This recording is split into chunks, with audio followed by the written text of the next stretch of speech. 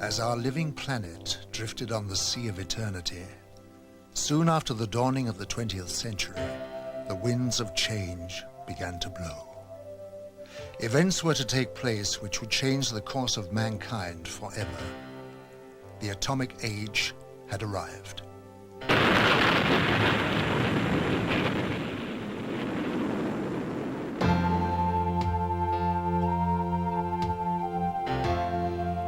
As man detonated weapons of immense power, lights started to appear in the sky in a way that suggested that something was following the course of events. The shattering thought imposed itself that we were perhaps not the only inhabitants of the universe. Since the beginning of civilization, we had been watching the stars, never dreaming that they, in turn, might be watching us. History was about to change.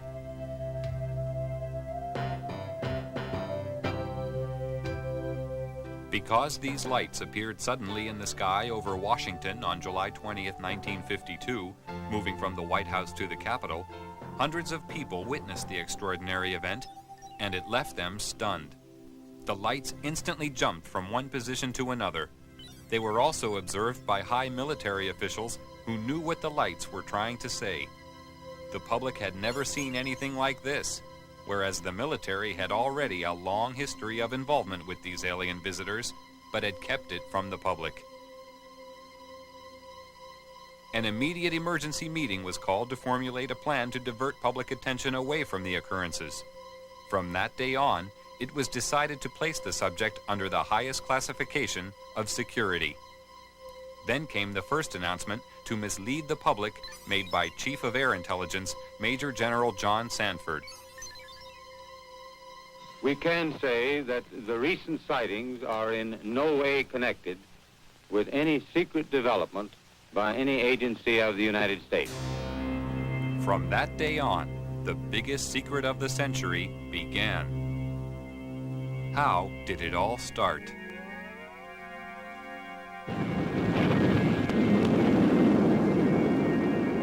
After the first atomic bomb was detonated, more tests were made of the effects on the environment and human subjects to gauge the degree of contamination unleashed.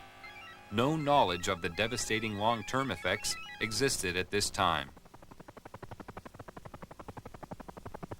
Here in New Mexico, an army base close to a small town called Roswell became the focus of attention on July 2nd, 1947, when Bill Brazel, a farmer, found a crashed disc-shaped craft on his land. The military arrived on the scene and quickly isolated the spot when they found debris scattered over a wide area. They also found 4 dead humanoid alien bodies who had been ejected from the craft. Because of many recent UFO sightings by the military, they accepted the existence of visitors from outer space who obviously possessed a technology which was far beyond our understanding. Now, for the first time, they had tangible evidence and were eager to learn its secrets. Roswell was the home of the 509th Bomber Wing, the sole American atomic bomber group. Major Jesse Marcel, an Army intelligence officer, was engaged on the recovery operation and asked Walter Haut, the Army Public Relations officer, to prepare a story for the local newspaper. He told me to prepare a release with basically the information that he gave me over the phone. When it was done, to take it into community and deliver it, hand deliver it to the 4 news media we had in Roswell at that time, which is what I did. The story was published in the local paper. The news was also prepared to be aired by the local radio, but Judd Roberts, the radio station manager, was warned not to broadcast it. Sorry. The question that we ran into is the very next morning, some friendly person, probably from Clinton Anderson's office, called us from Washington and said, we understand that you have some information, and we want to assure you that if you release it on this matter, because it's not supposed to be released, it's very possible that your license could be in jeopardy, and so we suggest that you not do it. And he said, when I mean in jeopardy, like maybe 3 days. Preparations were made at Roswell Army Base for the transport of the wreckage.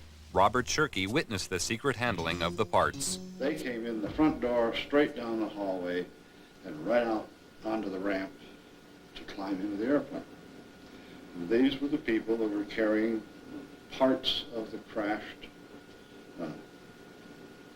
flying saucer at that time, UFO today, that I got to see.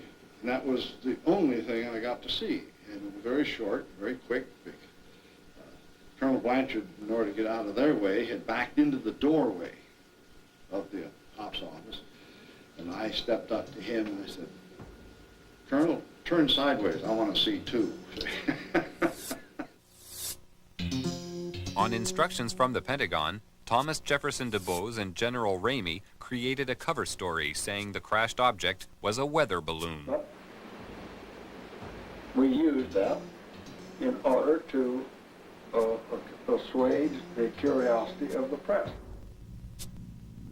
The wreckage was loaded back onto an aircraft and flown out under cover of great security and secrecy to Wright-Patterson Air Force Base.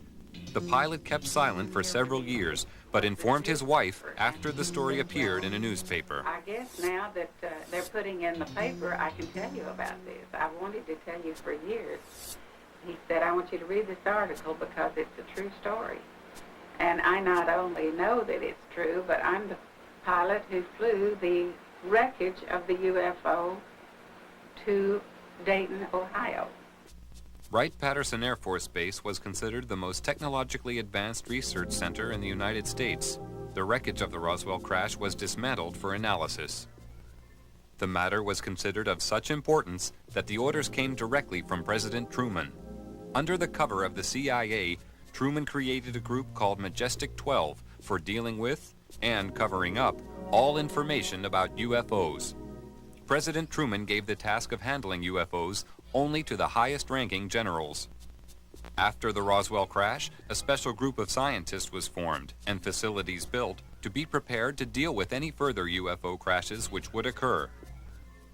Wendell Stevens was a lieutenant colonel in technical intelligence in the U.S. Air Force and is now a UFO investigator. Now having an extraterrestrial vehicle and some bodies in their hands, didn't know when the next one would come down, where they came from, what they were going to do about it. There were a lot of unanswered questions. And the United States was in a turmoil at the time administratively because we were shifting from a war economy and a military-industrial command structure to a civilian structure. So the military was still dominant, and they wanted to keep control of this until they knew what was happening. So they created, and remember, General Marshall was our Secretary of State at the time. He was a four-star, a five-star general. These people selected certain representatives from the military-industrial complex that they controlled, generals and admirals and certain scientists that worked with the military and worked with industrial planning. These men were designated as a task force to take charge of any event that followed. And one did. Almost a year later, on the 25th of March of 1978, the next one came down, 1948, the next one did crash, and it came down under observation by radar, so that we knew where it landed at the time that it struck the ground, and a helicopter was over it in less than an hour. It reported what it observed, and the plan generated by